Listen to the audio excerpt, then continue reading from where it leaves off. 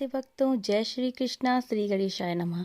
आज हम आपको शीतला अष्टमी बांसौड़ा की कहानी सुनाते हैं। अगर आपको ये कहानी अच्छी लगे तो कमेंट में जय शीतला माँ जरूर लिखिए और मेरे चैनल को सब्सक्राइब कीजिए।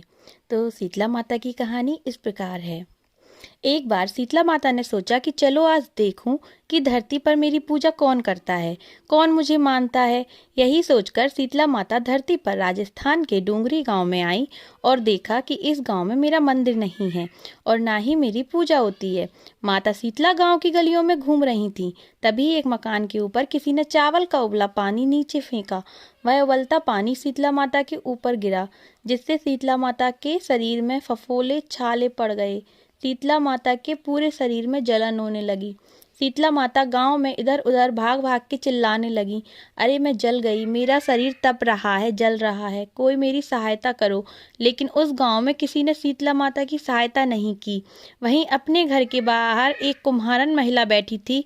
उस कुम्हारन ने देखा कि अरे यह बूढ़ी माई तो बहुत जल गई है, इसके पूरे शरीर में तपन है, इसके पूरे शरीर में फफोले पड़ गए हैं, यह तपन सहन नहीं कर पा रही है।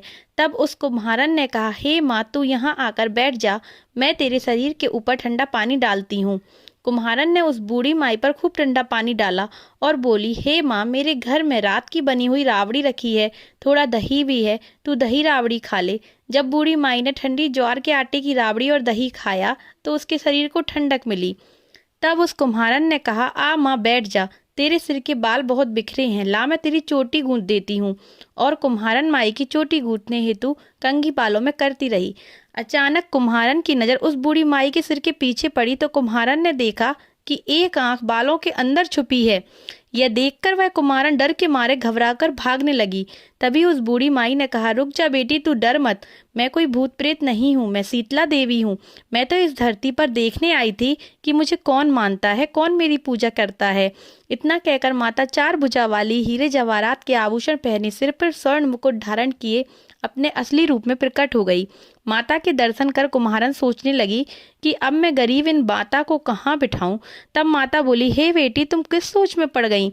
तब उस कुम्हारन ने हाथ जोड़कर आंखों में आंसू बहते हुए कहा, हे माँ, मेरे घर में तो ना तो कुछ है और कुछ भी ऐसा नहीं है जिससे मैं आपको वहां बिठाऊं।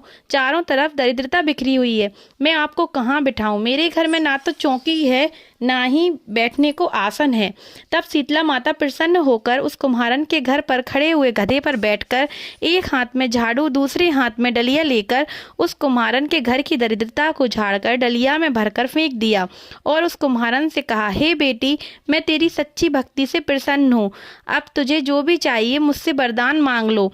तब कुम्हारन ने हाथ जोड़कर कहा, हे माता, मेरी इच्छा है अब आप इस डूंगरी गांव में स्थापित होकर यहीं निवास करें और जिस प्रकार आपने मेरे घर की दरिद्रता को अपनी झाड़ू से साफ कर दिया, ऐसे ही आपके जो भी भक्त होली के बाद की सप्तमी को भक्तिभाव से पूजा कर अष्टमी के दिन आपको ठंडा जल, दही व बासी ठंडा भोजन चढ़ाएं, उसके घर की दरिद्रता को दूर करना एवं आपकी पूजा करने वाली महिलाओं का अखंड सुहाग रखना, उसकी गोद हमेशा भरी रखना।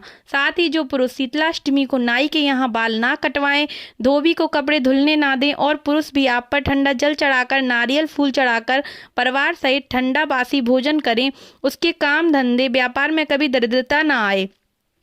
तब माता बोली, तथास्तु। हे बेटी, जो तूने वरदान मांगे हैं मैं सब तुझे देती हूँ। हे बेटी, तुझे आशीर्वाद देती हूँ कि मेरी पूजा का मुख्य अधिकार इस धरती पर सिर्फ कुम्हार जाति का ही होगा। तभी उसी दिन से डूंगरी गांव में शीतला माता स्थापित हो गईं और उस गांव का नाम हो गया सील की डूंगरी। सील की डूंगरी भारत का एकमात्र मुख्य मंदिर है। शीतला सप्तमी के दिन यहाँ बहुत विशाल मेला लगता है। बोलो शीतला माता की जय। राधे राधे। भक्तों, जय श्री कृष्ण।